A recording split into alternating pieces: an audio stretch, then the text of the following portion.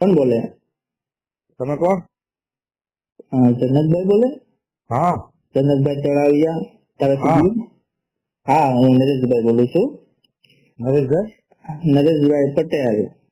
હા બોલો ને. કાંઈ નહીં, એટલે ફોન કાપતા ને સાંભળજો વાત ને. હા સાંભળું જ છું, બોલો ને. હા, એટલે હું છે પછી કાપી નાખે ફોન, સાંભળતા નથી, અમને કમણ આવી જાય, સમજ્યા? એટલે, મારે ફોન હજી આવ્યો છો? નહીં, તમારે ને તમારી વાત નથી કેતો. ક્યાંથી અગાઉ કાપી બોલો નાખે તમે? એવું થાય, એના અગાઉ કાપી નાખે એવું થાય છે, સમજ્યા? એટલે ના ના, અમે કોઈ દી કાપતા નથી એમ. ના, બોલો એટલે ને. કાપેલો એટલે ખબર હોય ને તો તમે કેતા હોય. એ હું કઈક કામમાં હોય ને કાપ્યો હોય એવું બીજું. તમે એને બીજા હોય ને એમ બીજા. હા. હા, તમારા નેતા મૂલ્યમાં ફોન કાપી નાખે, સમજ્યા? હા, એ કોઈ કાપ્યો હોય તો કદાચ કોઈ કામમાં હોય સાંભળે, કાપ્યો હોય. દરેક કામમાં નહીં સાંભળે નહીં એમ. તમે ક્યાંથી બોલો પણ? હું અમદાવાદ થી બોલું છું. હા બોલો ને. અરે જે અમરેલીમાં જે પેલી ઘટના બની, હા આપણે બેન ને કાંક પેલું કાંક લેટર કાંડ બાબત ને કાંક રાત્રે 12 વાગે કાંક ધરપકડ એની કાંક કરવામાં આવી, હા કાંક સરઘસ કાંક કાઢવામાં એનું આવ્યું હા હા અમરેલીમાં. પછી સાક્ષી માંથી આરોપી મતલબમાં બનાવવામાં આવ્યા એ બાબતની મેં તમને વાત કરવાની હતી એમ. હા બોલો ને. એટલે આ બધું શું ચાલી રહ્યું છે ત્યાં? તેનું આ બાબત નું બધું સરઘસ કાઢવામાં આવ્યું ને સાક્ષી લઈને આરોપી બનાવવામાં આવ્યા. ભાજપની કાંઈક લડાઈ હતી, સમજ્યા? તારા દીકરી હતી મતલબ ત્યાં જોબ કરતી હતી એવું વખત હતું. હા, એ તો સમાજ ની દીકરી હતી ને આ જોબ કરતી હતી. પોલીસ વાળાએ તપાસ પછી બધી કરી હોય ને એને ઓલા 3 આરોપી ના બેને બધા લેટર લખ્યા હોય એવું બધું હતું. પણ અમે તો એ બેન ની મદદ માં સમજાય સમાજ ની દીકરી, અમે તો એને પહેલેથી જ મદદ માં છીએ અને એને જામીન મળી જાય એના માટે અમે પ્રયત્ન કરેલા. તમે પેલા મારી સાંભળી લો, પેલા તમે બોલજો. એટલે એટલે એને પહેલેથી જ આપણે મદદમાં હતા ને એને બધી વાતે કરી, સમજો કે ભાઈ તમે વકીલ આ રીતે અલગ રાખજો. પણ આમાં રાજકીય રૂપ આપે છે બીજા લોકો, સમજી ગયા? કોણ રાજકીય કોણ રૂપ આપે? કેમ કે એને વકીલ કોંગ્રેસ ના લોકો, કેમ કે વકીલ જ એનો કોંગ્રેસ નો અમરેલી શહેર કોંગ્રેસ નો પ્રમુખ એનો વકીલ છે. એને ભેગા જામીન મૂક્યા નહીં. એને નથી સ્પેશિયલ વકીલ રાખી દો બધું કર્યું, ભેગા જામીન મૂકવાની ના પડી હતી. બેનના એકના અલગ મૂકવાના, એની પહેલે દિવસથી આપણે એને ચર્ચા બધી થઈ દીધી. એને તો ભેગા ન મૂક્યા, બરાબર, અને એને અલગ ભેગા અલગ ન મૂક્યા, ભેગા મૂક્યા. અને પણ પાછું કાલે બેનના જામીનમાં અલગથી મુકાવી દીધા છે, સમજ્યા? આજે લગભગ એમના જામીન થઈ જશે.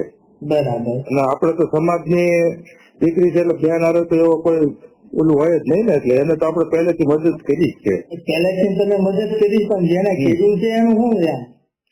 તેને કીધું છે એનું આમાં જે આ જે બધું કીધું એને સામે જે ફરિયાદો જે ફરિયાદી જે છે, ફરિયાદી તો પ્રમુખ છે ને કાન ફરિયા સાહેબ, તાલુકા પંચાયત ના પ્રમુખ છે. એમને કોણ છે? કોંગ્રેસ માંથી નહીં, ભાજપના પ્રમુખ છે. એનો ખોટો લેટર પેડ છાપ્યા હતા, મંત્રીઓના સિક્કા ખોટા છાપ્યા હતા, એની સાઈન ખોટી કરી હતી, એ બધું પકડાનું ને. એટલે એ તો ફરિયાદ કરે અને ફરિયાદ કરી. બરાબર છે, ફરિયાદ કરી પણ એમ નહીં. એટલે એમાં આનો શું રોલ હતો એમ? એનો રોલ તો હોય તો પોલીસ તપાસમાં ખબર હોય તો પોલીસ ને બધા રોલ માંથી 3-4 જણા ઓફિસમાં જ્યાં આ બેન ત્યાં કઈક જોબ કરતા હોય, નોકરી કરતા હોય. એટલે એ તો પોલીસ તપાસમાં જે કઈ આવ્યું છે એ તો ભાઈ એને તપાસમાં એવું કહે છે કે ભાઈ એને જે છાપવાનું લખવાનું કામ ને પ્રિન્ટિંગ કાઢવાનું, કુરિયર કરવાનું ને એવું બધું જે કઈ કામ હશે એવું હશે. બરાબર. એટલે સરઘસ કાઢ્યું એને? ના નહીં, સરઘસ કાઢવાનું એનું ન હોય. સરઘસ આમ લોકો સરઘસ કે ખરેખર સરઘસ જેવું એવું નતું, પણ સમજો કે કોઈ ઓફિસમાં લઈ ગયો એને ઓલા લોકોને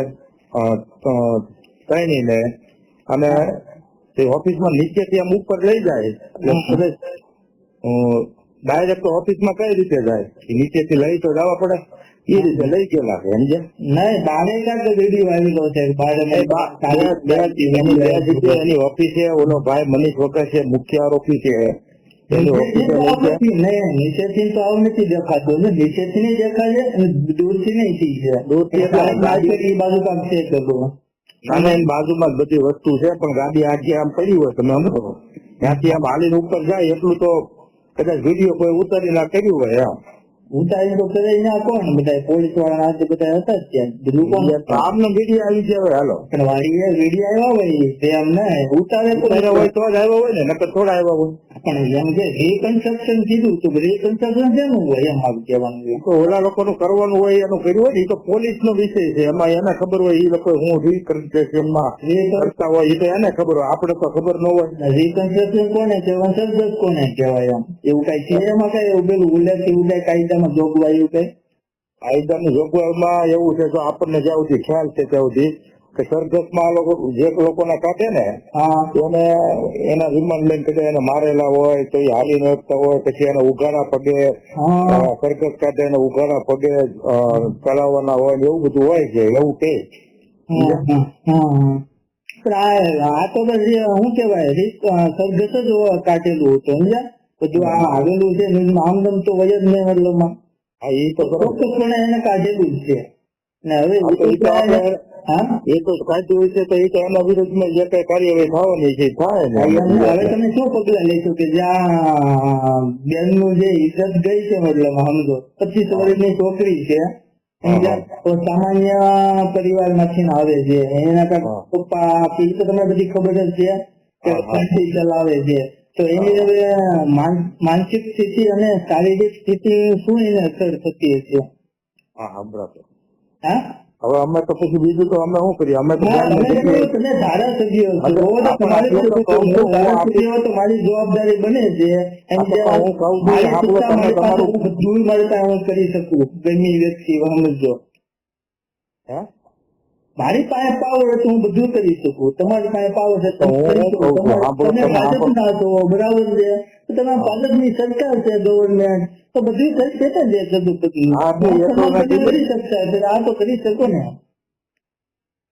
આપણે એ જ હું કઉ છું ને તમે સાંભળો છો કે નહીં, હું તમને કહું છું અમારે જે મદદ થવાની કરવાની હતી તમામ મદદ અમે બેન માટે કરી છે, અને જે આગળ જે કઈ કરવાની થાય એ બેન માટે અમે સમાજની દીકરી છે એટલે જે મદદ એને કરવાની થતી હોય એમાં અમે એની કરકે જ છીએ. એના તમને જામીન આજ નહીં તો કાલ તમને મળવાના છે, મદદ કરે ન કરે એ તો ઓલરેડી એનો જેવો કઈ મોટો ગુનો એ તો બરાબર છે. મદદ કરો ન કરો જે હતું એ થઈ ગયું છે, પણ હવે સવાલ પૂછો મિત્ર પૂછવું પડે હાલ અમે અત્યારે બે બાજુથી સવાલ પૂછો છો કે એમના જામીન નો છે, તમે તમને વાત મેં કીધી હમણાં કે ભાઈ અમે આ રીતે જામીન એના ઓલરેડી કમ્પ્લેટ મુકાવા નું કહી દીધું હતું, અલગ વકીલ નું કહી દીધું હતું. આ કોંગ્રેસ નો પ્રમુખ છે ને વકીલાત કરતો હોય એમાં આપણને ના ન હોય, પણ એને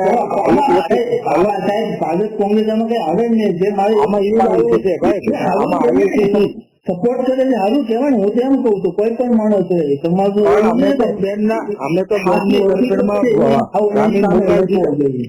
તો બેનની તરફેણમાં જ અલગ વકીલ રાખીને જામીન મૂકવાનું નક્કી કરી નાખ્યું, એને એકને અંદર નથી લેવાના. આ બધી ચર્ચા થઈ છે, અલગ વકીલ મૂકી રાખવાનો, એને એકને જામીન મળી જાય એટલે પણ આ લોકોએ સહાય કરીને મૂક્યા નહીં અને ક્યારેય હારે મૂક્યા એમ હું કહું. તમે સમજ્યા કે નહીં?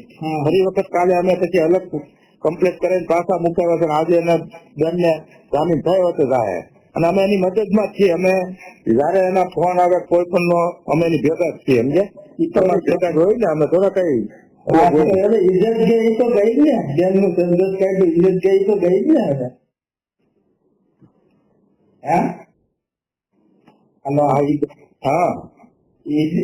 બેન ની ઇજ્જત ગઈ તો ગઈ ને વિરુદ્ધમાં જે બીજા પગલા ઓલા લેવાના છે એ બધું આ બધું ગેરકાયદે એટલે કે એને કરશું એના વિરુદ્ધમાં શું પગલા લેશો તમે આના?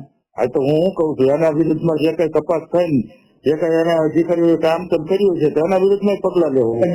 એ તો અમે દેખાય છે ને એ તો તમે સમજો છો ને. હા તો એના વિરુદ્ધમાં લેવું પગલા ને બીજું એના વિરુદ્ધમાં આપશું બધું. કેટલા દિવસમાં તમે લેશો એમ? એ આ 2-4 દિવસમાં જો બેન ના પેલા જામીન પેલા બેન ને બહાર કાઢવાનું કરીએ ને બધું કરીએ. બરાબર છે. એસપી ઉપર પગલા મળે જે કઈ એના હોય નીચેના જે છે ડીવાયએસપી જે કઈ હોય પીઆઈ હોય હોય તપાસમાંથી એ જ છે કે એક્સપીટ કોણ ફરજ ઓલું કરે છે પેલું. હાલો, કાંઈ વાંધો નહીં, તો જે હશે ને એ જોઈ લેવું, બરાબર છે? એટલે મારું એવું કહેવાનું છે રાજનીતિ આવી ન કરવી જોઈએ સમજ્યા. હા હા, એ તો બરાબર છે. હલકી રાજનીતિ ન કરાય. હા, ના ના, એ વાત બરાબર. જે દીકરીના પપ્પા છે એને એવું કીધું કે મને શીતલ જોડે મને બોલાવવામાં આવ્યો ને ભાઈ ચેતન કોક ટાંડાણી કરીને છે લાલાવતરના એ તમે કૌશિક વેકરિયાના દર્શનમાં લો એના બાજુ તમે બોલો નિવેદન આપવાના આમ તેમ બધું એ યોગ્ય છે ને એમ.